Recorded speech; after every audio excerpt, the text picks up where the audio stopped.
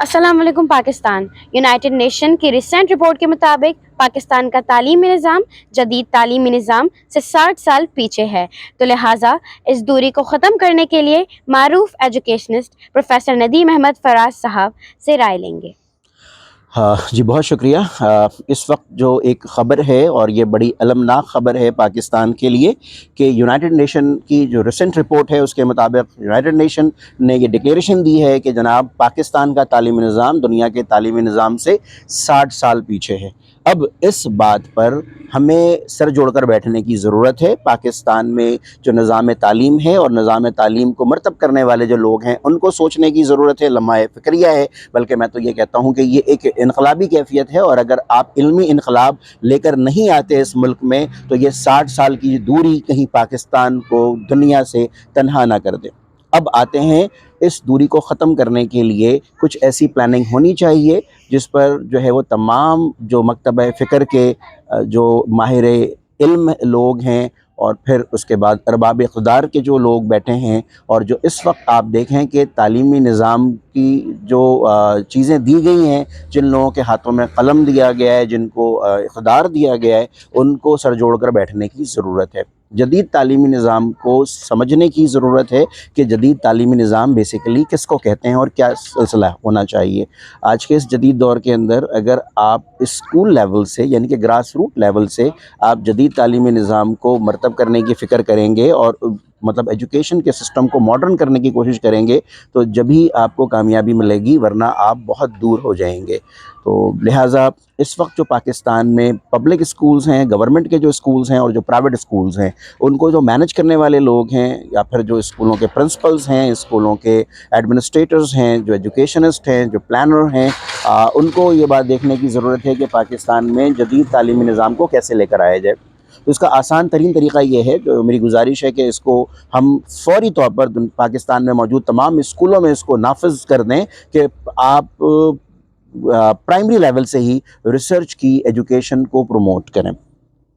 इस पे कोई कॉम्प्रोमाइज़ ना करें, आप रिसर्च बेस्ड एजुकेशन पर काम करें, प्रैक्टिकल बेस्ड एजुकेशन पर काम करें। और फिर दूसरी जो बात है वो बड़ी इंपॉर्टेंट है कि आप टेक्नोलॉजी के साथ अपने एजुकेशन के सिस्टम को कॉरलेट कर दें। और आज के ज़माने में टेक्नोलॉजी के साथ अपनी एजुकेशन के सिस्टम को कॉरलेट करना इसलिए आसान हो गया है कि टेक्नोलॉजी आसान हो गई है, और आर्टिफिशियल इंटेलिजेंस ने दुनिया में तहलका खेज़ अंदाज में जो आप कह लें कि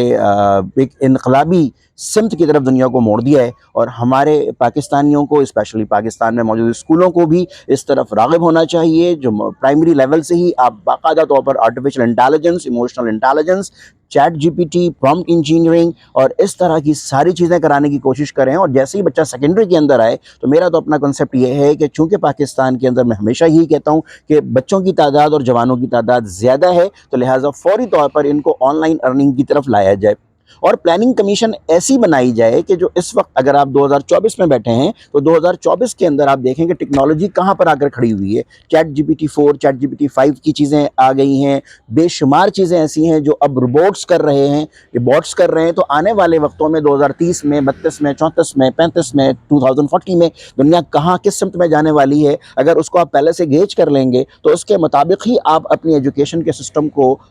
इम्प्लीमेंट करें, डिज़ाइन करें। और इस सिलसिले में मैं फिर रिपीट करूं कि will have to produce the educational leaders in Pakistan. And whenever you are talking about what the educational leaders in Pakistan, तो इसके लिए ज़रूरत इस अमर की है कि स्कूल लेवल पे जो प्रिंसिपल्स हैं उनको हंगामी सतह पर ऑनलाइन जो है आप उनकी ट्रेनिंग कंडक्ट करें, और दुनिया के जो मारूफ एजुकेशनिस्ट हैं उनके अंडर सुपरविजन उनको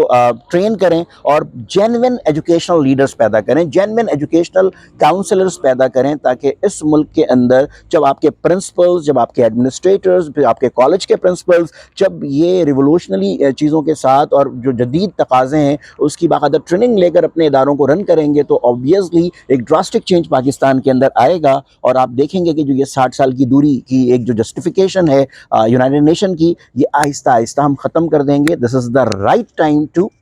थिंक अबाउट इट। और इसके लिए मैं फिर रिपीट करूं कि सर जोड़कर बैठने की ज़रूरत है, और जो पाकिस्तान में मौजूद जो मॉडर्न एजुकेशनिस्ट हैं, जो कि टेक्नोलॉजी के साथ बहुत ही करीब तर हैं और फिर रिसर्च ओरिएंटेड हैं, उन सबों को आप ऑन बोर्ड लें। और ऑन बोर्ड लेने के बाद एक बेहतरीन प्लानिंग जो है वो आप इसके लिए तैयार करें, और पाकिस्तान को اس جو آپ کہہ لیں کہ جو صورتحال ہے، جو المناک ہے، اس سے باہر نکالیں۔ تو یقین کریں کہ پاکستان ایک زرخیز مٹی ہے، اور یہاں پر جو بچے ہیں یہ بڑے ذہین ہیں، اور یہ بہت کچھ کر سکتے ہیں ٹیکنالوجی کے میدان میں، ریسرچ کے میدان میں، آرٹیفیشل انٹیلیجنس کے میدان میں، گیمنگ کے میدان میں، سافٹ ویئر ڈیولپمنٹ کے میدان میں، اور پھر آنے والے وقتوں کے ایجوکیشن کے میدان میں ہم ان کو ایک ٹریک دے سکتے ہیں۔ Thank you very much.